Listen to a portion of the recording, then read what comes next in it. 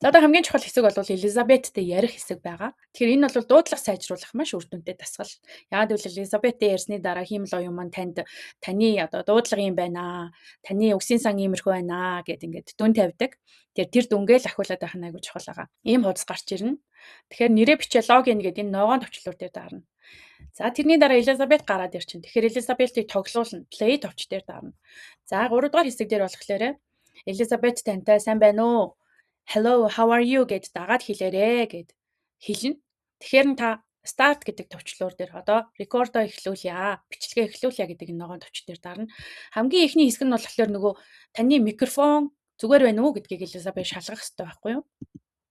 За энэний дараа 4-р болохоор зөвшөөрөл өгнө. Ямар зөвшөөрөл өгөх үү гэхээр микрофоноо энэ манай энэ платформ дээр ашиглахыг та зөвшөөрч гинэ үү гэхлээр энэ allow гэдэг хэсэг дээр өгнө. Зөвшөөрч байна гэд allow гэдэг хэсэг дээр cancel дээр дарчих юм зөвшөөрөхгүй болчих шүү дээ. За зөвшөөрөл өгчлөө. Тэрний дараа hello, how are you гэд дагаад хэлээрээ гэд Элизабет хэлнэ. Тэгэхээр энэ дээр таны дуу хоолойг бичээд эхэлнэ. За та тэргээ хийлээд дууссан болвол stop recording гэдэг энэ улаан товчлуур дээр дарж болно. За 6 дугаарт нь болохоор одоо жинхэнэ тест эхэлж байна.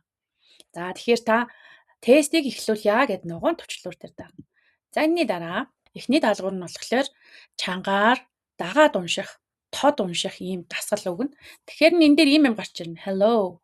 Тэ ийм текстүүд гарч ирнэ. Тэгээ та энэ текстийг эхлээд 30 секунд бэлднэ. Эхлээ цагаа өөрийнхөө хурдаар уншаад бэлдэнэ. Дараа нь 60 секундын дотор ярьнаа.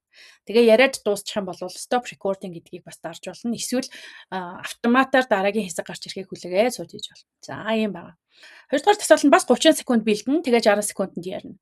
2-р дасгал нь тухайн өдрийн хичээлтэй холбоотой ямар нэгэн зүйлийг танаас асууна. Жишээлбэл өөрийгөө танилцуулаарай. Өөрийнхөө нэрийг хэлээрэй. Хаанаас ирснээ хэлээрэй.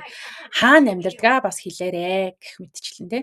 Тэгээ та энийг айгүй гоё дэлгэрүүлээд өөрийнхоороо ярьж болно шүү дээ. Энэ дээр бол одоо жишээ нь ChatGPT юм уу, Google Gemini, AI-аас бас тусламж авч болно шүү дээ. Би одоо ийм юм ярих гэсэн юм аа, 60 секундэд ярих гэсэн юм аа. Би энэ өгүүлбэрээ дэлгэрүүлж болох уу гэх мэтчлэнгээр асуугаад тэгээд хийж болно. Яг ингээл гараад байна. Тэгэхээр та энэ дээр нэрээ бичээл орчихно шүү дээ. Яг төрөний зааварчилгааны дагуу.